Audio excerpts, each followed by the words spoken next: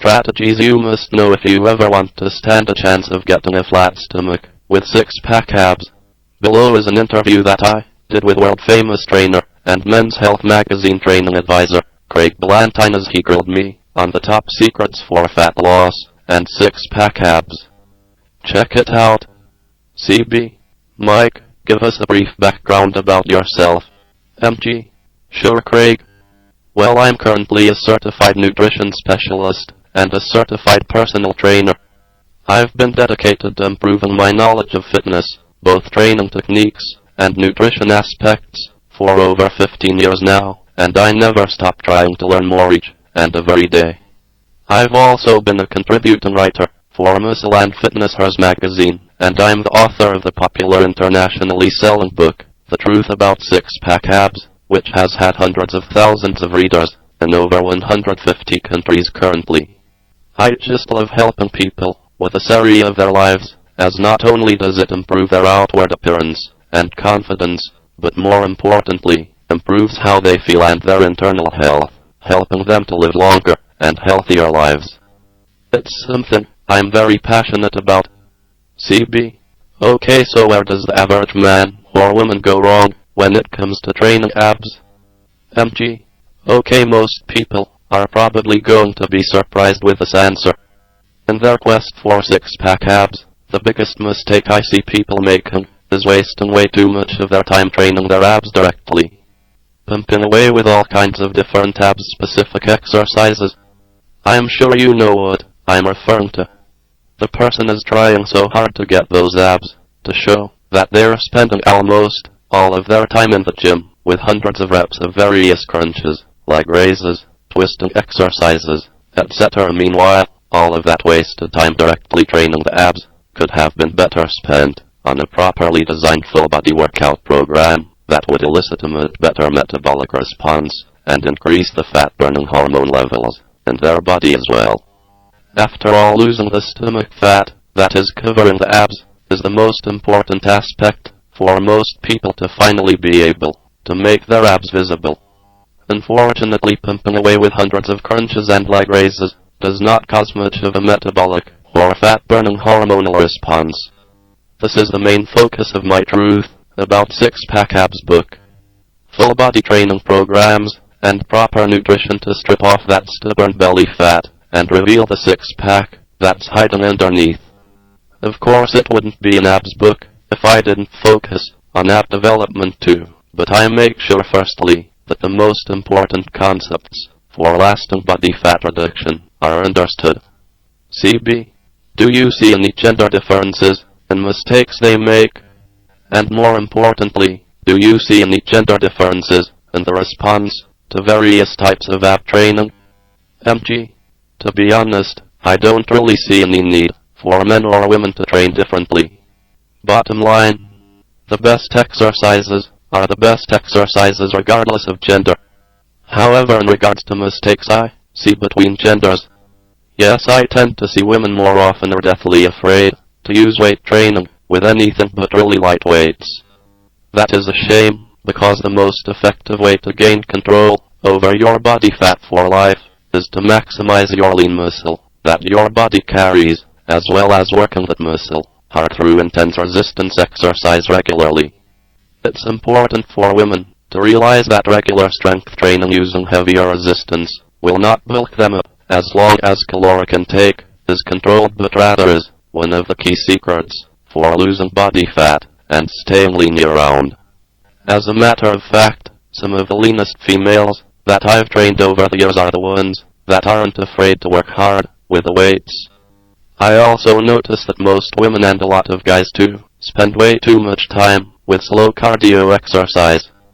This is simply not necessary, and the way I combine high-intensity resistance training into full-body routines provides enough of a cardio workout in itself usually. Well, get back to this in a minute though. CB, what about school sit-ups? Do you use these? Are they good, bad, or does it depend? MG, sit-ups are a controversial topic. I don't think they're good or bad per Southeast, but rather in between. I didn't include them in my program. I simply don't feel they are necessary, and I think there are much more effective abs exercises to focus on. Personally, I almost never do sit-ups, except occasionally for a little variety, every now and then.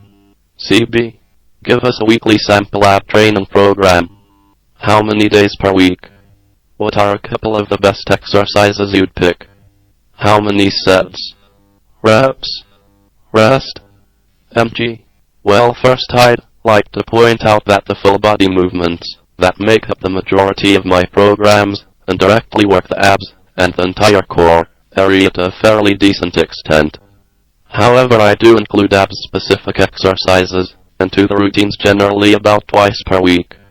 The abs-specific portion of the workouts generally only take about 5 minutes, at most, with very little rest between exercises. Once people are past the beginning phase of gaining some initial ab strength, I try to get them away from the exercises that are too easy, where someone can do 50 or 100 reps, as is frequently common with standard crunches.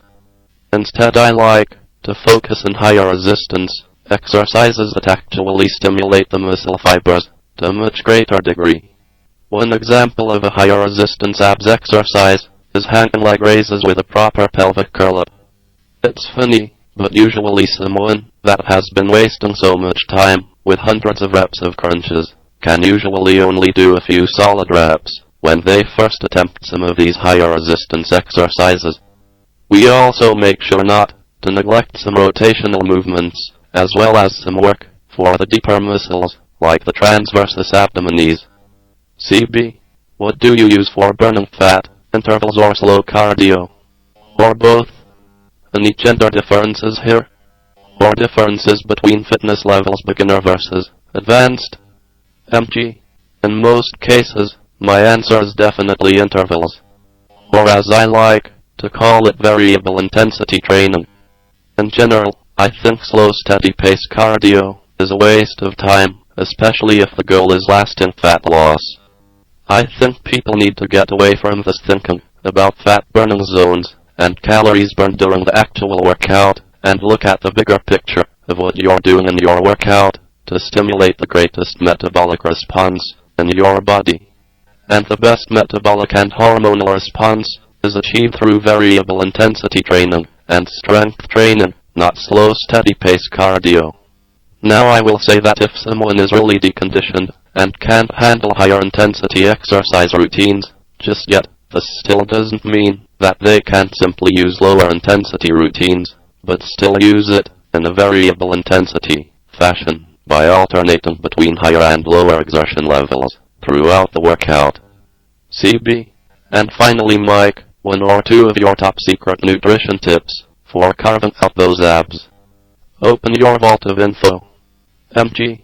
Well, Craig, I think you'd agree that there has never been a more confusing time regarding proper nutrition for consumers. Every so-called expert out there seems to disagree and contradict each other on what's the best way to eat for fat loss and overall good health. One of the most important messages I try to teach my readers in this world of heavy confusion is that your diet doesn't need to conform to any of the fad diets. You don't need to go low carb, or low fat, or high or low anything, for that matter, to be successful in losing enough body fat to get lean enough to be able to see your abs. I like to try to simplify things for my readers. I think that balance is the key to success, along with eating a diet that is made up of nutrient-dense foods in their natural state as unprocessed as possible. In general, it is the heavy processing of foods that makes it wreak havoc inside our bodies. Most foods in their natural and processed state are inherently good for us. Of course, there are always exceptions. A salad of poison ivy leaves is natural and unprocessed, but certainly would not be good for us. I'll leave your readers with a couple of most important aspects of nutrition that help to get you lean for life. 1. Get enough quality protein in the daily diet. Not only does it have a higher thermic effect than carbs and fat, so you burn more calories digesting it, but it also creates satiety, so your hunger is satisfied longer. Plus, it's a building block for maintaining and building lean muscle. And remember that the amount of lean muscle you carry is one of the main factors for controlling your metabolism. 2. Thin fiber. When it comes to carbs, make sure that almost all of your carbohydrate intake is from higher fiber sources, like vegetables, fruits, and high fiber and refined grains. Try to avoid refined sugars and refined grains, as that is one of the main reasons so many people struggle with body fat. I personally don't eat many grains, as I prefer to get most of my carbs from veggies and fruits, but I do use sprouted grain breads fairly regularly too. I generally recommend looking for carbohydrate sources that have at least 2 to 3 grams of fiber per each 10 grams of total carbs. Remember that fiber helps fill you up and also slows down the glycemic response of the foods you eat, all beneficial for getting lean. 3. Don't be afraid to eat fat. Many people try to go way too low on their fat intake, and this can negatively affect hormone levels in your body, as well as causing more cravings. Try to eat enough healthy fats daily. Good sources are walnuts and seeds, nut butters, avocados, olive oil, organic meats and eggs, coconuts and virgin coconut oil. On that note, saturated fats from tropical oils are very misunderstood, even by many nutritionists and other health professionals. Yes, they are composed highly of saturated fats, but are actually beneficial, but that's way beyond the scope of this article. 4.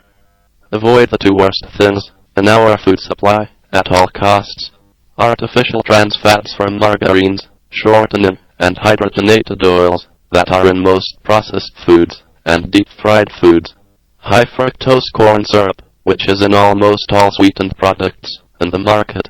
Again, if you avoid processed foods, it becomes easy to avoid these 2 worst offenders in our food supply.